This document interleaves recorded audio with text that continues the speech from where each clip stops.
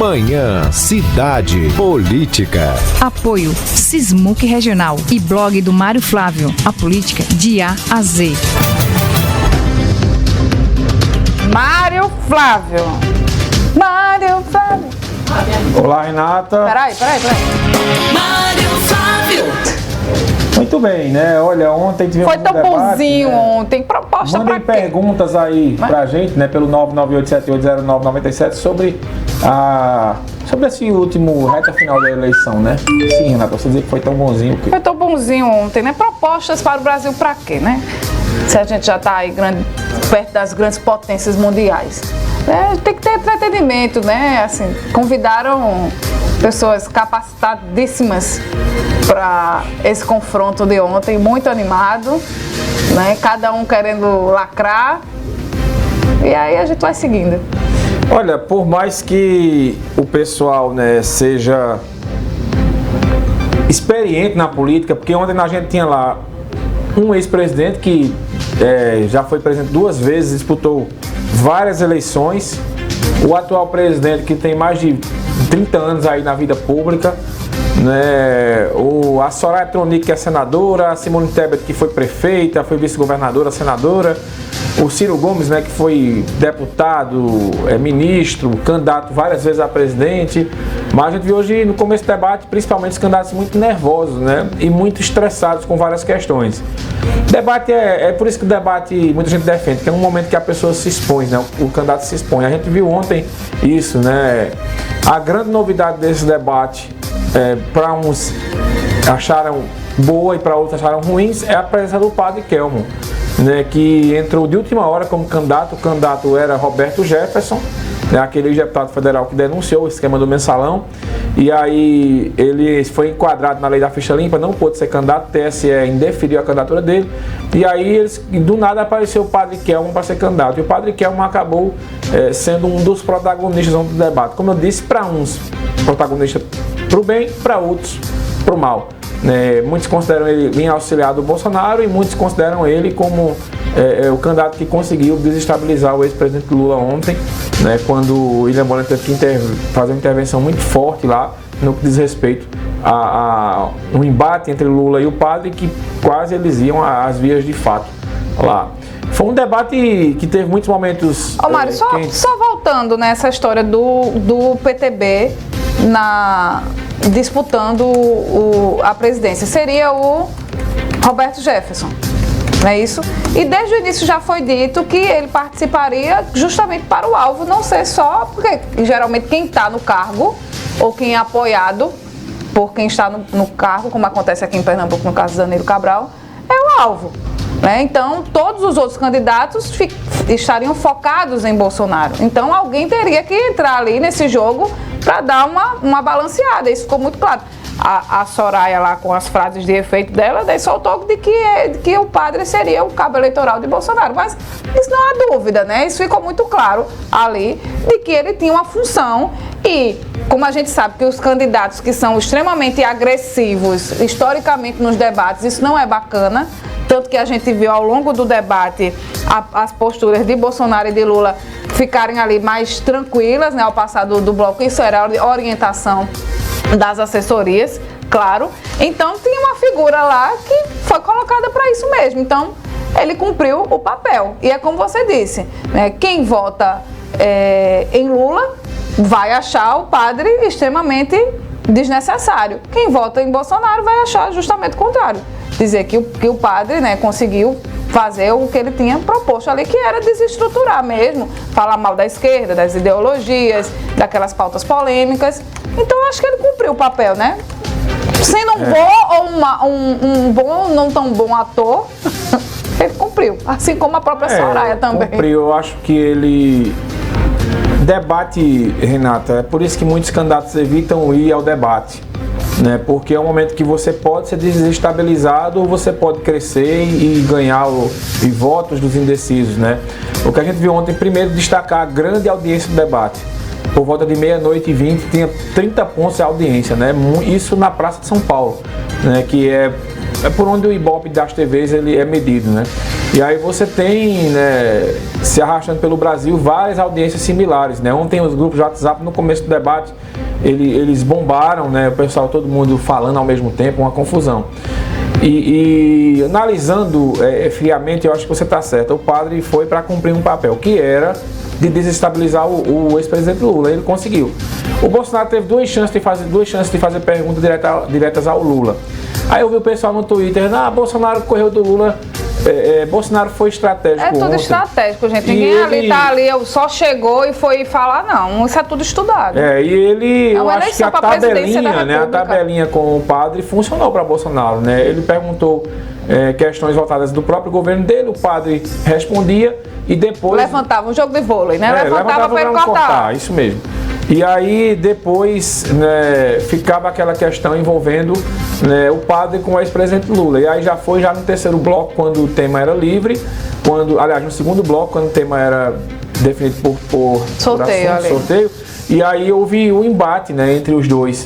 E o Bonner teve que interferir porque quando o ex-presidente Lula foi questionar ele enquanto padre, e aí o padre chamou ele de cínico e ele meio que perdeu a estribeira. E aí teve que parar o debate, né? E Bonner, inclusive, ameaçando de chamar um intervalo, porque eles estavam discutindo... muito acalorada a discussão, áspera. né? E justamente, Mário, porque Bolsonaro já tem esse jeito mais incisivo de falar, então... Ele não precisou, embora ali no começo foi bem quente, né? Pedia direito de resposta, pedia, mas não precisou, não vou usar a palavra rebaixar, porque como a gente fala do popular, não precisou baixar tanto, porque tinha outra pessoa fazendo esse papel. E uma coisa que me chamou muito a atenção, diferente daquele primeiro debate que teve o embate ali de Bolsonaro com a jornalista, foi da Cultura, não foi? Isso, da TV Cultura. Da Band? Não. Foi o da Band? Da Band? Não, foi o da Band. Foi o da Band. Que estava em parceria com porque a gente assistiu na TV Cultura. Que estava parceira, né? E aí as pessoas vão muito em cima como a forma como Bolsonaro fala com mulheres, né? Porque é nítido, a gente viu inclusive nas sabatinas, né? Como ele falava com Bonner, como a forma como ele falava com Renata. Embora as perguntas de Renata eram mais chatinhas, Bonner conseguia ali ser mais político, né? Porque é muito da reação, de como vem e como se devolve. Então as pessoas batem muito em cima dessa tecla, desse tratamento que Bolsonaro tem com as mulheres, e a gente viu ontem um Bolsonaro super educado. Né? Bolsonaro senhora candidata, né? Senhora senadora, né? Até quando ele mostrou lá o documento com os pedidos de cargo da Soraya Tronic, ele foi bem tranquilo. E isso é fruto que ele esteja ouvindo as orientações da comunicação e do marketing de campanha. Renata, a pesquisa que você fala, eles têm pesquisa qualitativa que mostra essa questão. Os pontos fracos, os pontos altos. E Bolsonaro ontem ele foi muito bem orientado naquele debate. E seguiu. Eu acredito que ele seja bem orientado sempre. O problema é seguir ou não. Você vê que no final, quando ele vai para o direito de resposta a Soraya, ele vira um pouquinho aquele Bolsonaro, né? E depois ela ganhou um direito de resposta no direito de resposta dele. Né? Porque não segurou a língua. Agora veja, Bolsonaro ontem, eu acho que o debate acabou sendo bom para ele também, né? Porque ele acabou se controlando nessa questão das mulheres, ele acabou tendo um desempenho bom e mandou alguns recados. Baixa um pouquinho a trilha, Lucas, por favor. Mandou um recado para as mulheres e o tempo todo ele mandou recado aos candidatos a deputados e a senadores. Toda a resposta dele, ele se dirigia ao parlamento. Então ele sempre falava, não, isso é a questão do parlamento, eu respeito o parlamento. Então ele ontem mandou vários recados ao parlamento, aos deputados, que vai manter uma boa relação com o Congresso. Disse, olha, o orçamento secreto não é uma coisa minha, os deputados, eles têm autonomia, e ele tentou defender isso. E também ele mandou recados ao agronegócio. Ele o tempo todo falou do agronegócio, que é uma pauta que na entrevista da Globo, o ex-presidente Lula disse que quem apoiava do agronegócio, quem apoiava Bolsonaro era fascista, e aí pegou muito mal, e ele ontem focou muito nessa questão aí. O ex-presidente Lula, ele tá naquela idade, né, Renata, que a pessoa não tem muita paciência, eu acho. Não tem mais com filtro, certas né? coisas, né? E tá já com muitas eleições, aí tem que ir para um debate daquele, né? Sendo acurralado e tal. E as pessoas acreditando ou não na inocência dele, ele tá meio que lavou a alma. Porque tá solto e tá concorrendo e candidato e arriscado a ganhar.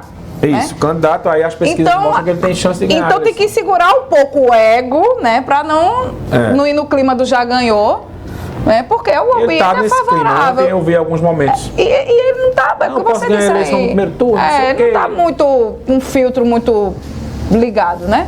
Agora eu acho que o debate de ontem, olha, eu vou muito pela reação das redes sociais. A gente vai muito pelas reações. Como eu vi ontem muita gente que defende Lula, que não gostou do debate, então é um sinal de que o debate não foi bom para ele. Né? Eu acho que ele vinha de uma atuação razoável, ele pediu 4 direitos de respostas no primeiro bloco.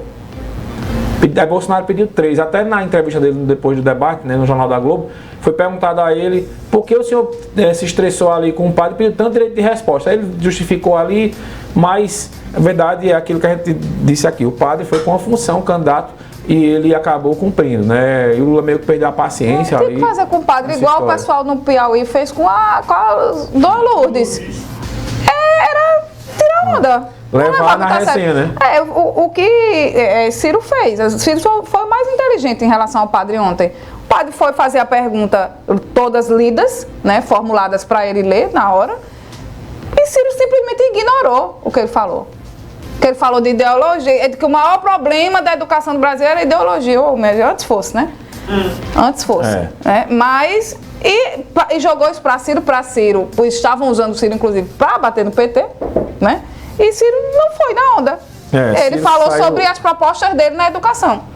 Aí a gente tem, foram momentos, né? Mais uma vez, a Simone Tebet foi muito bem, aí a análise do debate, do conteúdo, quem gosta do que ela falou, quem não gosta, aí é problema de cada um, mas ela foi muito bem na questão da condução que ela deu às respostas. Eu disse hoje no Jornal da Cidade e vou repetir, Renata, eu acho que Simone Tebet é a candidata certa na eleição errada. Eu acho que Simone Tebet vai tirar a voto aí de Ciro. Tem muita gente vai apostando, mas eu acredito eu acho que ela não tira nem de Lula nem de Bolsonaro. Eu acredito que o voto de Ciro está bem consolidado, porque Ciro sofreu uma perseguição muito grande nos últimos dias. Aí o brasileiro adora esse negócio da vítima, né? De votar em vítima. E aí o Ciro, eu acho que não tira, mas ela vai crescer. Mas ela foi muito bem. Se a eleição não tivesse tão polarizada como ela está, eu acho que Simone Tebet iria crescer. E ia brigar para ir ao segundo turno. Mas como está uma radicalização muito grande entre lulistas e bolsonaristas, eu acho que talvez ela cacife o nome dela para uma próxima eleição. Aí, porque ela fala muito bem das situações. Ela fala bem. De longe, né, a pior desempenho foi da Soraya Tronic, foi um desastre total, assim, do ponto de vista de conteúdo, mas ela deixou o debate engraçado. Soraya é o padre de saia, né? O padre de saia, né? Com as frases de efeito dela, maravilhosas, garantiu muito entretenimento, muitos memes, né? E já estão pedindo a participação dela no Big Brother 23, no camarote, ou na Fazenda, né? Da Record. Mas que foi muito boa, ela deve ser muito divertida nos bastidores. Deve ser mas muito, tomar uma com ela. Ela caras e bocas, e enfim, né? Soltou frases, eu acho que muito ruins, assim, do ponto de vista, independente das resenhas, dos memes, dos GIFs que foram criados e tal, mas o conteúdo eu acho que foi muito mal o debate para ela. Quando o Bolsonaro mostra o documento ali, ela ficou nervosa. Você pediu cargos aqui, botou gente que foram demitidas porque foram mal no governo. Aí ela se perdeu completamente ali, ficou nervosa. Olha, vamos explicar, vamos voltar no tempo um pouquinho. Soraya era da galera do PL, né? Do PSL. Do PSL. Soraya era do PSL. Que foi que fez esse movimento que elegeu Bolsonaro. Isso, né? Ela foi eleita em 2018 como a candidata ao Senado de Bolsonaro. De Bolsonaro. Então é o ídolo dela, né? Isso. E aí, naquele momento que foi curioso ontem, aí quando ela foi fazer a pergunta, ela ficou olhando para quem ela perguntava. E aí ela chama Bolsonaro. E aí ela olha para Foi um tiro Bolsonaro. no pé. Ela ficou tão nervosa no momento que a pergunta era um tema específico sobre segurança pública. E aí, quando o Bonner chama a segurança pública, ela pergunta sobre se Bolsonaro ia dar um golpe de Estado. Aí Bolsonaro, muito bem orientado, Mas dessa vez lembra ele que era seguiu pra as seguir o orientações. tema, A senhora não perguntou sobre o tema específico. E tem mais. Aí ele puxa o documento e aí foi quando desconcertou ela que ela saiu. Até em outras respostas ela continuou falando dessa história. E a parte que ela foi ainda pior no debate foi quando ela foi fazer uma pergunta para o padre Kelmo, quando ela manda Kelvin, né? Kelmo. Para o candidato padre. Quando ela manda uma pergunta, quando ela vai fazer uma pergunta para ele, ela manda um abraço para o padre que casou ela e ela não faz a pergunta. O padre, sendo padre ou não, conota ou denota? Fiquei na dúvida da palavra. Mas remete a uma intolerância religiosa, né? E aí o padre, no momento que a história do inferno, então o padre... Mas ela não mandou ele. Sim, mas aí é o jogo das palavras. Ele foi muito bem ali no jogo das palavras. Não, ele fez uma fake news ali na hora. A senhora disse que eu vou para o inferno. Não, ela perguntou se ele não tinha medo de ir para o inferno. E ali no final, né, quando ela manda esse abraço ao padre que casou ela, ele disse, eu conheço fulano. Tá vendo como é que tratam os padres? Aí, Soraya... Sim, Mário, só voltando na história. Então, cria-se o PSL, acaba, não é isso? O PSL junta com o DEM e vira União Brasil. E vira União Brasil. Só que no meio do caminho há uma briga entre Bolsonaro e Luciano Bivar. Que todo mundo achava que Bolsonaro até então estava sem partido, né? Bolsonaro ganha a eleição e faz a segunda maior bancada do Congresso de deputados. Ele faz 51 deputados pelo PSL. Então o PSL, que era um partido pequeno, vira o segundo maior partido em número de deputados, ficando atrás só do PT. No meio do caminho, o que acontece? Uma briga entre Bolsonaro e Luciano Bivar. Racha. Isso. A Soraya Tronic é da ala bivarista do PSL, porque tinha a ala bolsonarista e a ala bivarista. A ala bolsonarista saiu toda para o PL, que é o Partido Novo do Bolsonaro. E a ala bivarista ficou no União Brasil, que foi o partido que foi formado entre os democratas e o PSL. Soraya Tronic é dessa ala bivarista. Então ela é uma viúva de Bolsonaro. É, o que a gente chama de viúva de Bolsonaro, né? Ela é uma viúva e teve muita dificuldade quando ficou cara a cara com ele. E o discurso dela é de que ele teria traído aquele projeto inicial, ou não teria cumprido, né, o que todos na época estavam unidos para que acontecesse esse projeto no país. Mas eu acho que, veja como são as situações, né? Simone Tebet vai sair muito maior do que entrou. Soraya Tronic vai sair menor. Ela vai virar uma figura, tipo o Enéas. Meu nome é Soraya. E você veja, ela impulsionou ainda o candidato a governador do estado dela. Porque Bolsonaro até então, ela disse, você abandonou seu candidato, aí no direito de resposta, Bolsonaro usou o tempo todinho para pedir votos para um candidato no estado dela. A partir de agora, meu candidato aí no Mato Grosso é fulano de tal. Aí os bolsonaristas lá devem encaminhar voto para esse candidato. Cadê o democrata cristão? Ele é candidato, mas é porque não tem representação. Não tem representação e não participa. Não pode ser 10h25, vinheta e WhatsApp Cidade.